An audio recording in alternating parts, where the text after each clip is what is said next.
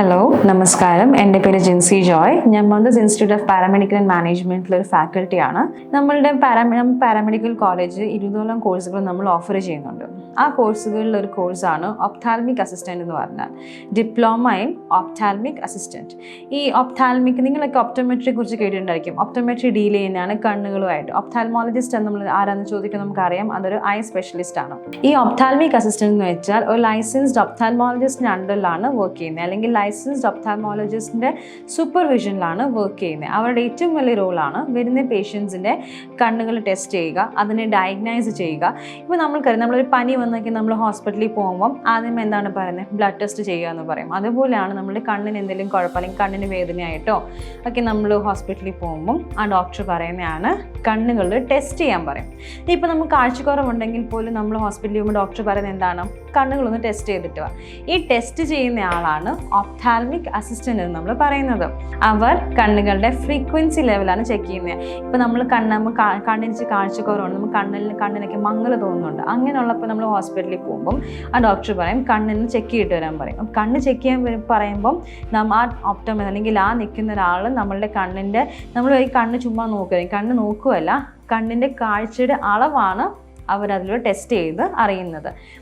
ഇപ്പോൾ സർജറി വരുന്നൊരു പേഷ്യൻ്റ് ആണെങ്കിൽ പോലും ആ സർജറി ചെയ്ത് കഴിഞ്ഞ പേഷ്യൻറ്റിൻ്റെ മെഡിസിൻസ് ഉൾപ്പെടെ എല്ലാ കാര്യങ്ങളും, പേഷ്യൻ്റ് സർജറി തൊട്ട് പേഷ്യൻ്റ് റിക്കവർ ആവുന്ന ആ സമയം വരെ ഒരു ഒപ്താൽമിക് അസിസ്റ്റൻറ്റിൻ്റെ ഹെൽപ്പ് എപ്പോഴും അവിടെ നിർബന്ധമായിട്ടും വേണം. കാരണം എല്ലാ മെഡിസിൻസും ചിലപ്പോൾ എല്ലാം പേഷ്യൻസ് എടുക്കണമെന്നില്ല. അപ്പോൾ ഒരു ഒപ്താൽമിക് അസിസ്റ്റൻ്റ് എന്തോ ചെയ്യണം, അവിടെ റോളാണ് ആ പേഷ്യൻസിനെ അവർ കൗൺസിൽ ചെയ്ത് ആ മെഡിസിൻസ് എല്ലാം സമയാസമയം പേഷ്യൻസിന് കൊടുക്കുക എന്നാണ് ഒരു ഒപ്താൽമിക് അസിസ്റ്റൻറ്റിൻ്റെ ഏറ്റവും വലിയ റോള്. ഇനി ഇതിൻ്റെ എലിജിബിലിറ്റി ക്രൈറ്റീരിയ പറയുകയാണെങ്കിൽ, നമുക്ക് ഒപ്താൽമിക് അസിസ്റ്റൻ്റ് എന്ന രീതിയിൽ ഡിപ്ലോമ കോഴ്സ് മാത്രമാണുള്ളത്. അപ്പോൾ ഡിപ്ലോമ എടുക്കാനായിട്ട് നമുക്ക് 10th അല്ലെങ്കിൽ 11th and 12th ഏത് സ്ട്രീം എടുത്തവർക്കും ഈ ഒരു കോഴ്സ് എടുക്കാൻ കഴിയുന്നതാണ്. ഇനി നമ്മൾ സ്കോപ്പ് നമ്മൾ പറയുവാണെങ്കിൽ, നമുക്ക് വിദേശത്തും സ്വദേശത്തും നമുക്ക് ഇഷ്ടംപോലെ ഓപ്പർച്യൂണിറ്റീസ് ഉള്ളൊരു കോഴ്സാണ് ഒപ്താൽമിക് അസിസ്റ്റൻ്റ് എന്ന് വെച്ചാൽ.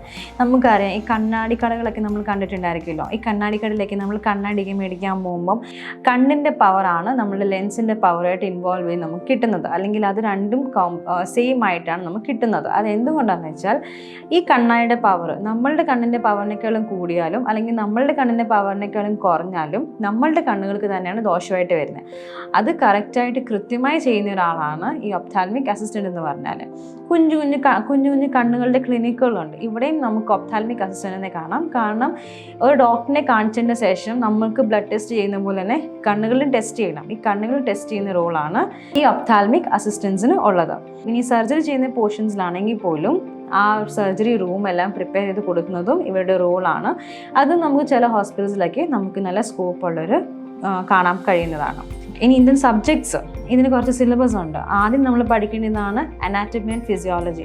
പാരാമെഡിക്കൽ കോഴ്സാണ്. അനാറ്റമി ആൻഡ് ഫിസിയോളജി പഠിച്ചാലേ പറ്റൂ. കാരണം ബോഡിയെ കുറിച്ച് നമ്മൾ നന്നായിട്ട് അറിഞ്ഞിരിക്കണം. ഒപ്താൽമിക് എന്ന് പറയുമ്പം കണ്ണുകളെക്കുറിച്ച് നമ്മൾ ഡീറ്റെയിൽഡ് ആയിട്ട് അറിഞ്ഞിരിക്കണം. എന്നാൽ മാത്രമേ നമ്മൾക്കൊരു പേഷ്യൻറ്റിൻ്റെ കണ്ണുകൾ നമ്മൾ ടെസ്റ്റ് ചെയ്യുമ്പോൾ പറയുമ്പം അതിനകത്ത് നമുക്ക് പല ഓർഗൻസ് കാണാൻ കഴിയും. അപ്പോൾ അല്ലെങ്കിൽ അതിനകത്ത് ഒരു ഫ്രീക്വൻസി കാണാൻ പറ്റും. ഇതെല്ലാം നമ്മൾ അറിയണമെങ്കിൽ കണ്ണുകളുടെ ഓർഗൻസിനെ കുറിച്ച്, അല്ലെങ്കിൽ കണ്ണുകളിനകത്തുള്ള ഓരോ പാർട്സിനെ കുറിച്ച് നമുക്ക് നല്ല അറിവുണ്ടായിരിക്കണം. പിന്നെ ഇതിനകത്ത് നമുക്കുള്ള കോഴ്സാണ് റീഫ്രാക്ഷൻ. റീഫ്രാക്ഷൻ എന്ന് വെച്ചാൽ ഈ കണ്ണിൻ്റെയൊക്കെ ഒരു ലെവൽ ഓഫ് ഫ്രീക്വൻസി, നമ്മൾ നേരത്തെ പറഞ്ഞതുപോലെ ഫ്രീക്വൻസി ലെവൽസും, പിന്നെ ഈ കണ്ണിൻ്റെ ഫ്രീക്വൻസി ലെവൽസ് എന്തെങ്കിലും എറർ ഉണ്ടെങ്കിലോ ഇതെല്ലാം നമുക്ക് പഠിക്കേണ്ടതാണ്. ഈ കണ്ണിൻ്റെ ഒരു ഫിസിക്സും നമ്മൾ ഇതിലൂടെ പഠിക്കേണ്ടതാണ്. കണ്ണിൻ്റെ ലെൻസുകളെ കുറിച്ച് നമുക്ക് പഠിക്കണം. കണ്ണിനകത്ത് നമുക്ക് ലെൻസ് ഉണ്ട്, ആ ലെൻസുകളെ കുറിച്ച് നമുക്ക് നല്ലൊരു അറിവ് ഉണ്ടായിരിക്കണം.